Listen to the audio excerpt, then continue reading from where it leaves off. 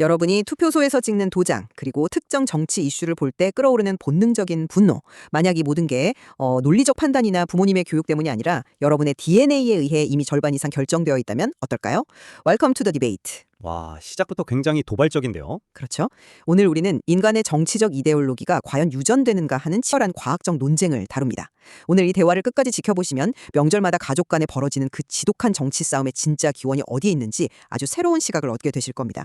저는 존 히빙 같은 정치학자들의 연구를 바탕으로 우리의 정치 성향 기저에 강력한 생물학적 엔진이 존재한다는 입장을 변호하겠습니다. 네, 저는 에반 차니 등의 학자들 입장을 빌려서요. 이른바 정치 성향 유전론을 주장하는 연구들이 얼마나 치명적인 방법론적 오류를 안고 있는지, 그리고 인간의 복잡성을 어떻게 과도하게 단순화하는지 비판해 보겠습니다.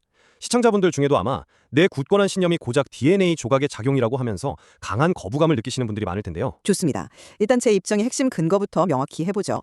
행동 유전학에서 굉장히 신뢰받는 데이터 중에 버지니아 30K 데이터라는 게 있습니다. 무려 3만 명의 쌍둥이를 분석한 방대한 자료죠.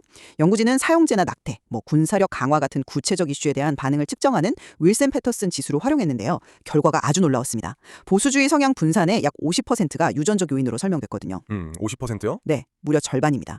이건 우리가 태어날 때부터 위협이나 질서 같은 사회적 원칙에 직관적으로 반응하도록 어떤 생물학적 베이스라인이 세팅되어 있다는 강력한 증거죠. 건 저도 인정합니다만 저는 그 연구들이 의존하는 가장 핵심적인 전제에 심각한 결함이 있다고 봅니다. 그러니까 동등 환경 가정이라는 건데요. 일란성 쌍둥이든 이란성 쌍둥이든 자라나는 환경의 유사성은 동일할 거라는 가정이잖아요. 맞습니다. 핵심 전제죠. 하지만 현실은 전혀 다릅니다. 외모가 완벽히 똑같은 일란성 쌍둥이는 부모나 사회로부터 훨씬 더 동일한 취급을 받습니다.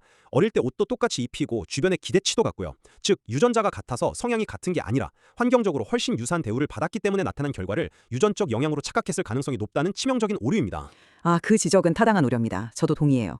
하지만 데이터를 조금 더 깊이 들여다보면 그 반론만으로는 도저히 설명되지 않는 흥미로운 지점이 나옵니다.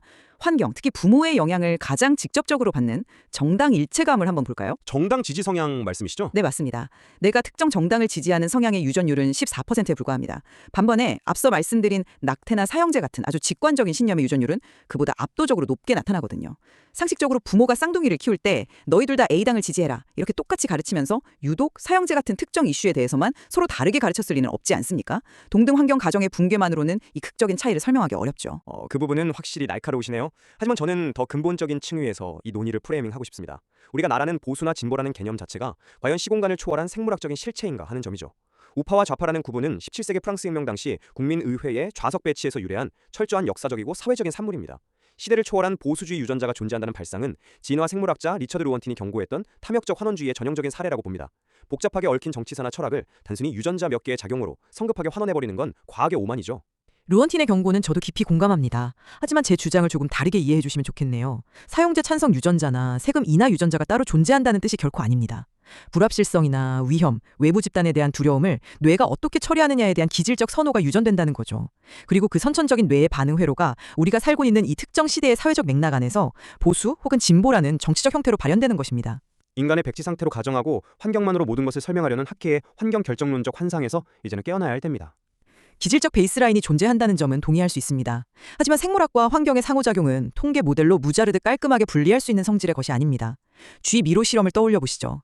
유전적으로 미로를 아주 잘 찾도록 개량된 뛰어난 쥐들도 자극이 전혀 없는 극단적으로 제한된 환경에서 키우면 그 유전적 우위가 0으로 떨어집니다. 반대로 매우 풍요로운 환경에서도 마찬가지 결과가 나오죠. 인간의 신념 형성 과정은 이보다 수천 배는 더 복잡합니다. 이를 단순한 퍼센티지로 분리해서 유전의 몫을 정량화하려는 시도는 인간이 처한 역동적인 환경적 맥락을 지워버리는 무리한 접근입니다. 바로 그런 생물학과 환경의 복잡한 얽힘을 탐구하는 것이 우리가 나아가야 할 방향이겠죠. 이런 치열하고 본질적인 지적 논의가 흥미로우셨다면 지금 바로 구독을 눌러주시기 바랍니다. 자, 이제 논의를 갈무리 해보겠습니다. 저는 여전히 우리의 정치적 신념이 순수한 이성이나 환경만의 산물이라기보다는 유전자라는 숨겨진 엔진에 의해 어느 정도 궤도가 설정되어 있다고 확신합니다. 이 생물학적 토대를 이해할 때 우리는 나와 다른 정치적 입장을 가진 사람들을 단순한 무지함이 아닌 뇌의 구조적 다름으로 받아들일 수 있는 새로운 관용의 가능성을 발견하게 될 것입니다. 아주 긍정적인 기대네요. 하지만 저는 여전히 인간의 이데올로기가 결코 단순화되거나 환원될 수 없는 복합적 현상임을 강조하고 싶습니다. 우리의 신념은 DNA에 새겨진 본능을 넘어서 우리가 속한 사회의 구조, 치열한 역사, 그리고 개인이 겪어온 삶의 궤적이 끝없이 상호작용한 결과물입니다. 유전자와 환경의 얽힘을 무시한 데이터는 우리를 온전한 진실로 이끌지 못합니다. 오늘 우리는 명확한 승자를 가리기보다 인간 본성에 대한 깊은 질문을 던졌습니다. 다음번에 뉴스를 보며 특정 정치인이나 정책에 강렬한 감정을 느끼실 때 그것이 과연 여러분의 세포 속 설계도 때문인지 아니면 여러분이 살아온 삶의 경험 때문인지 한 번쯤 스스로 깊이 질문해 보시길 바랍니다.